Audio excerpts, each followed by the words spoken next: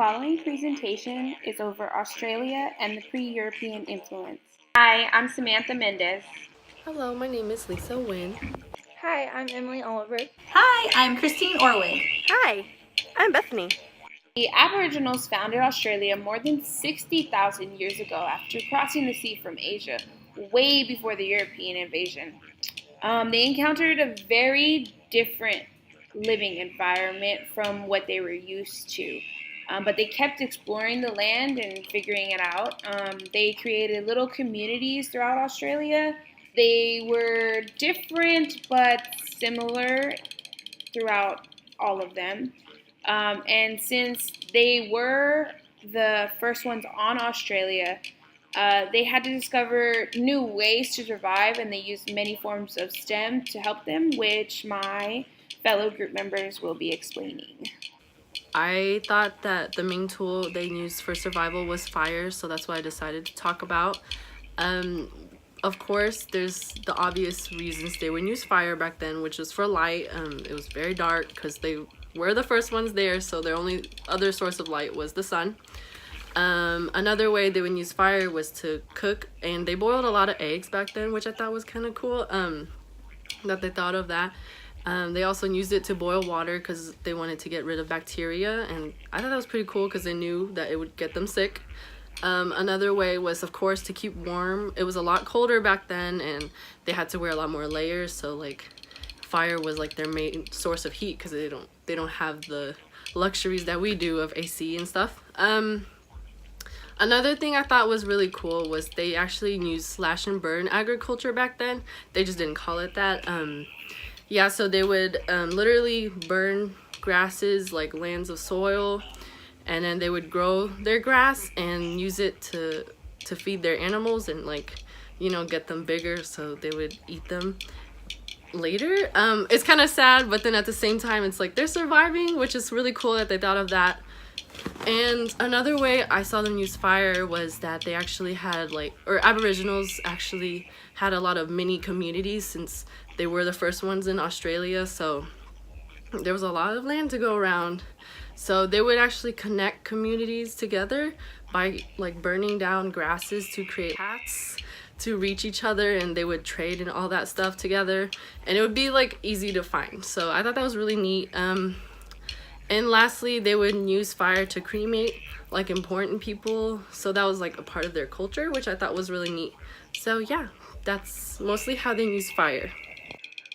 Another tool that Aboriginals used was the use of stones and bones to create axes or weapons that they would use, whether it be for killing food or for preparing their food, as well as preparing goods and just doing maintenance around their campsite.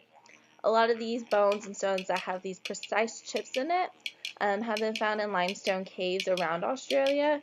One cave specifically is the Devil's Lair. It's a pretty known cave in the southwestern tip of Australia, and because of the amount of artifacts that archaeologists have found in that area and within that cave, it's thought to believe that the Devil's Lair was a pretty significant camping site for Aboriginals before the Europeans entered Australia. As Lisa mentioned, fire was a very important factor within the Aboriginals' lives, and within these limestone caves, such as in the Devil's Lair, archaeologists have found pits within the cave that are thought to be hearths, and surrounding these hearths were these precise chipped bones and stones, as well as crushed bones and stones, which leads archaeologists to believe even further and for more evidence for them to prove that these stones and bones that had these precise chips in them were actually used, for preparing their food or creating the goods that they traded.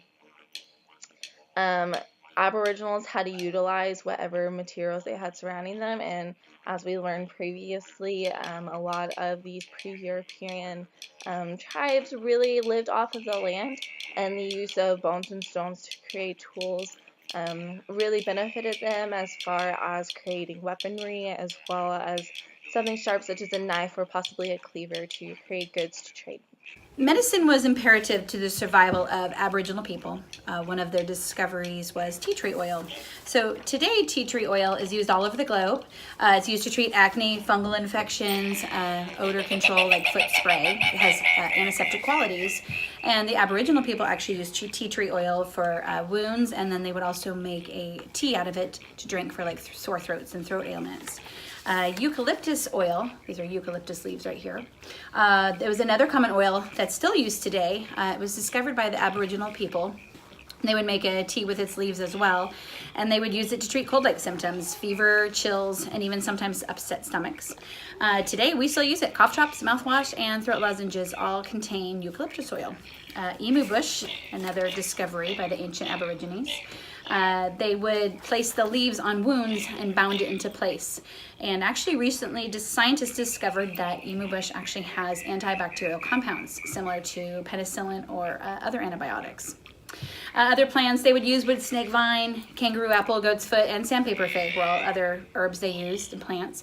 Some Aboriginal tribes even used animal oils and insects as medicine. The fats and oils were used to treat wounds and joint pain, upset stomachs, and even diarrhea were treated with just a handful of green ants, pick them up and eat them off the ground. They would even take some clay off the ground and eat the clay. The clay actually contained aluminum hydroxide, which today is still used in some over-the-counter acids used for indigestion. So other animals they would use would be stingrays or iguana livers, which were used to treat constipation and other stomach and body ailments. So the Aboriginal people, they seemed to be beyond their years and their time with their discoveries of their natural medicines and the environment around them, and we are still thanking them today. I want to talk about the didgeridoo and how the Aboriginals used it and why it's important to stem when they were around. The didgeridoo is a musical wind instrument, and in order to make it, they needed the hollowed out eucalyptus trees that were used by termites. So that's where nature comes in. The termites hollowed out the eucalyptus trees, and then the Aboriginals went and found the hollowed out trees. They used the fire, the bones, and tools to shave off the bark and create a solid instrument that would be worthy to please our gods. And they developed the technology and passed on the technology of how to create it. And what I found interesting was that only the didgeridoo musicians were per se worthy enough to be able to make them, because that would be their gift and how they would communicate. They also used it to communicate with the other tribes around them and the different people, over yards and lands. It's also important that the didgeridoo was created in order to help keep morale up. It was a way to communicate with their spirits and have their religious side. So, as you can tell, the Aboriginals use many different forms of STEM to help them grow and survive. Fire, axes and weapons made of stones and bones, medicinal practices, and instruments for spiritual purposes and communication. The Aboriginals were very innovative and creative people who were able to take what they were given and create a way of life. Many struggles were worked through by using what they knew and utilizing the resources that they were surrounded by. By creating weapons for protection and hunting, using fire to cook and improve land for animals to feed off of, finding tea tree oil to use for injuries and sickness, and making instruments to worship and communicate with the spirits, the gods, and each other. You can tell that the pre-European Aboriginals built a community from the ground up.